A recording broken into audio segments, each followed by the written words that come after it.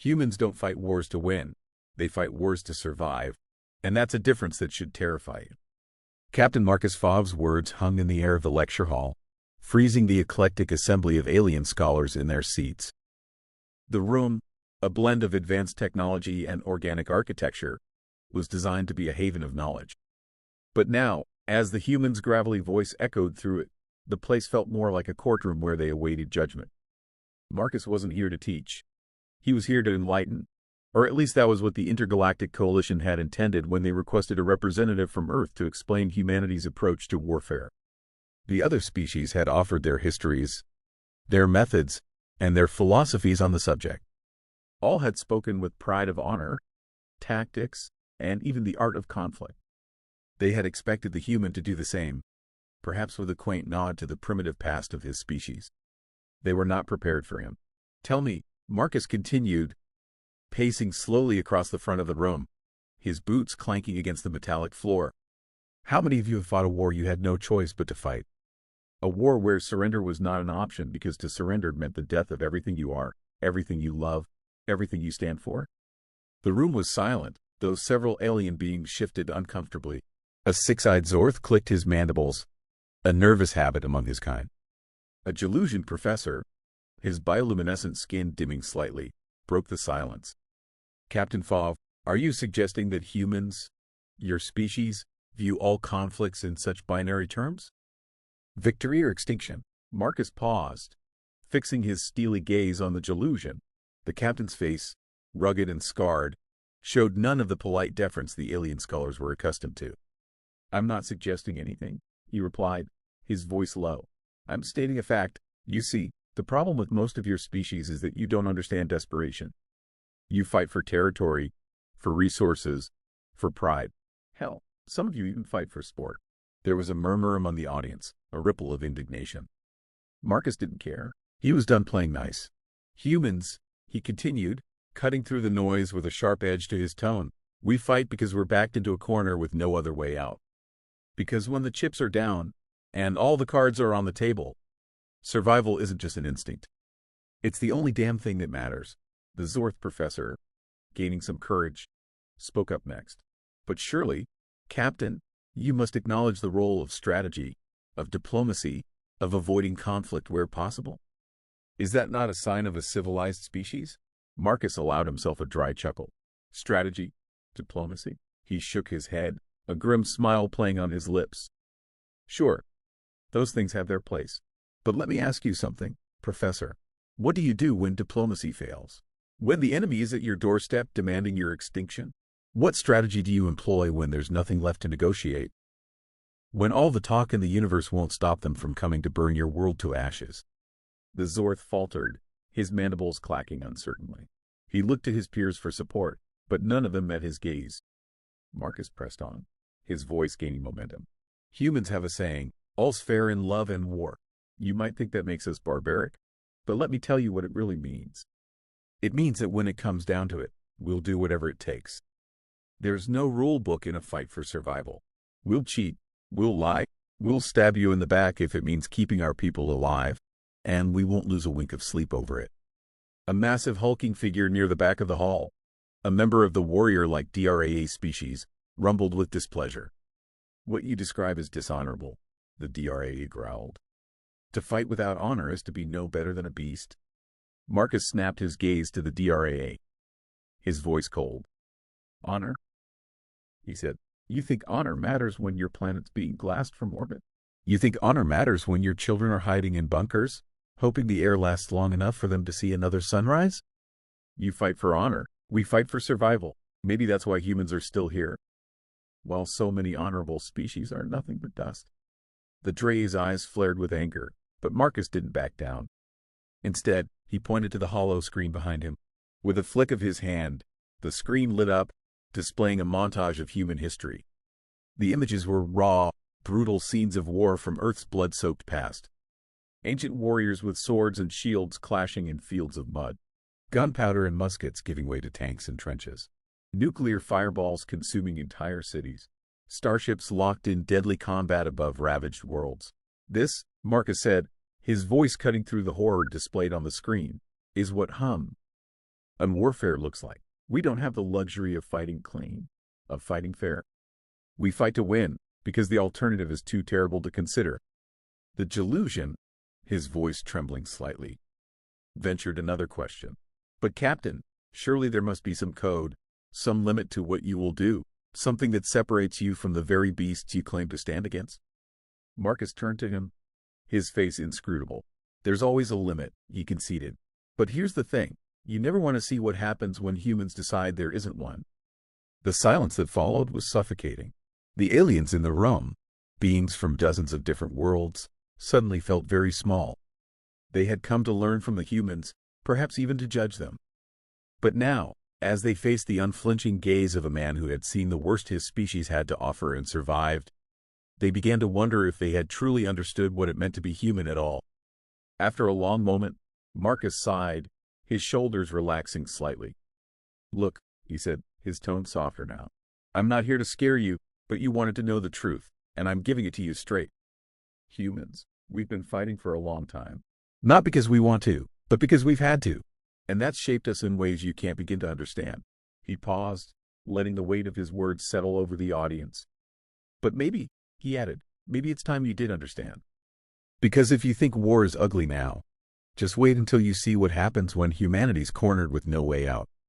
The room remained silent, the alien's eyes fixed on the human who had just turned their understanding of warfare and survival upside down. Marcus Volov might have been a soldier, but today he was their teacher. And he had just given them the most important lesson of their lives. There was more to be said, more questions to be asked. But as Marcus looked over the stunned faces in the room, he knew that the real lesson had only just begun. The room remained oppressively quiet as Marcus let the lesson sink in. Alien eyes, some with pupils, some without, stared at him with a mixture of fear, awe, and disbelief. Marcus could feel the tension, almost as if the walls themselves were tightening, trying to crush the truths he had unleashed. After what felt like an eternity, one of the scholars, a slender being with skin that shimmered like water under moonlight, finally spoke. His voice was melodic, a sharp contrast to the harshness of the topic. Captain Volov, the alien began cautiously. What you described, this desperate struggle, this willingness to do anything for survival. How does such a mentality shape your society, your culture? Surely it must take a toll. Marcus gave a slow, thoughtful nod. It does, but the toll isn't what you might expect. He paced again, his boots echoing in the silent room, each step a reminder of the weight his words carried. It's easy to think that a species forged in constant conflict would be brutal, unfeeling, even monstrous. And yeah, we have our share of monsters. But the truth is, our constant struggle has shaped us in more ways than just making us tough. He stopped in front of the shimmering alien, locking eyes with him. You see, we value life more than you might think. We know how fragile it is, how easily it can be snuffed out. We've seen entire cities, entire civilizations, turn to dust. We've seen death on a scale you can't imagine. And because of that, we fight like hell to protect what we love. The alien's shimmering skin rippled, a sign of deep contemplation among his species. So you fight not out of bloodlust, but out of love? Marcus almost laughed at the word, but he could see the sincerity in the alien's eyes. Yeah, he said, his voice tinged with a rare softness. You could say that. We fight because we care about our families, our homes, our way of life. When everything is on the line, when there's no other choice, that's what gives us the strength to keep going, to do whatever it takes. The DRA warrior, still brooding in the back, rumbled again. His massive armored form shifted as he leaned forward, clearly still struggling with the human's perspective. But this love, as you call it, is it worth the cost? The destruction, the chaos, the loss of honor. Marcus met the Dre's gaze, unflinching. It's not about whether it's worth it, he said, his tone now flat and serious. It's about whether it's necessary. And in the kind of wars humans fight, it's always necessary. We don't get the luxury of choosing whether to fight or not. When the enemy is at your door, when they're trying to wipe you off the face of the universe, you don't have time to worry about honor. You just fight, and you do whatever it takes to survive. The DRA warrior's eyes, like burning coals, flared brighter, but he remained silent. Marcus could tell his words were sinking in, whether the DRAA liked it or not. Another alien, a foreign with a long serpentine body covered in iridescent scales, spoke up next. His voice was a low hiss, almost a whisper. And what of those who cannot fight? The weak, the innocent, those who do not bear arms? How do they survive in this world you describe? Marcus's expression hardened. They survive because we make sure they do. Not everyone can fight. Not everyone should. That's why those of us who can, do. It's our responsibility to protect the ones who can't protect themselves. That's what it means to be human. We don't leave anyone behind if we can help it. The foreign's eyes narrowed, his forked tongue flickering as he processed the answer. But there must be casualties, collateral damage, as you call it. Marcus nodded solemnly. Yeah, there are. And that's the hardest part. We don't pretend it doesn't happen, and we don't pretend it's okay. But we know that if we don't fight, if we don't do whatever it takes, the losses will be even greater. Sometimes there's no perfect solution, no clean victory. There's just the least worst option. And we take it. The foreign hissed softly, more to himself than to Marcus, clearly struggling with the harsh reality the human described. The other scholars exchanged uneasy glances, their previous certainties about warfare and morality unraveling under the weight of Marcus's words. Marcus could sense their discomfort, but he didn't let up. They needed to understand. Look, he said, addressing the room again, I'm not saying humans have all the answers. Hell, we've made more mistakes than I can count. But when it comes to survival, we've learned one thing. You don't win by fighting fair. You win by fighting smart, by fighting with everything you've got, and by being willing to cross lines that others won't. He paused, letting his words hang in the air before continuing. You wanted to know how human warfare works, and now you do. It's not pretty, it's not noble, but it's effective. And that's why, when the chips are down, when everything's on the line, you might just be glad to have a human on your side. The silence that followed was different this time. It wasn't the shocked, stunned silence of before. It was a silence filled with contemplation, with the slow dawning realization that everything these scholars thought they knew about war had just been upended. Finally, the Galilean professor spoke again, his voice soft but firm.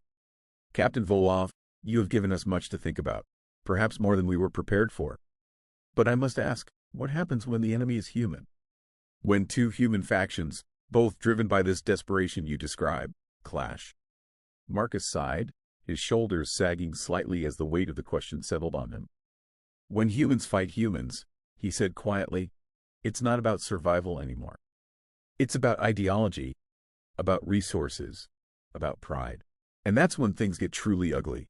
Because when we fight for survival, we know what we're fighting for. But when we fight for other reasons, we forget what really matters. The room fell silent again, the weight of Marcus's final words pressing down on everyone present. The human had come to teach, and teach he had. But the lessons he had imparted were not just about war. They were about life, about survival, and about what it truly meant to be human. As the lecture ended and the scholars filed out, their faces marked by a mixture of fear, respect, and newfound understanding, Marcus remained behind, staring at the empty room. He knew that the seeds he had planted today would grow in ways he couldn't predict. And maybe, just maybe, they would come to understand the truth he had lived, that in the face of extinction, survival was the only thing that mattered.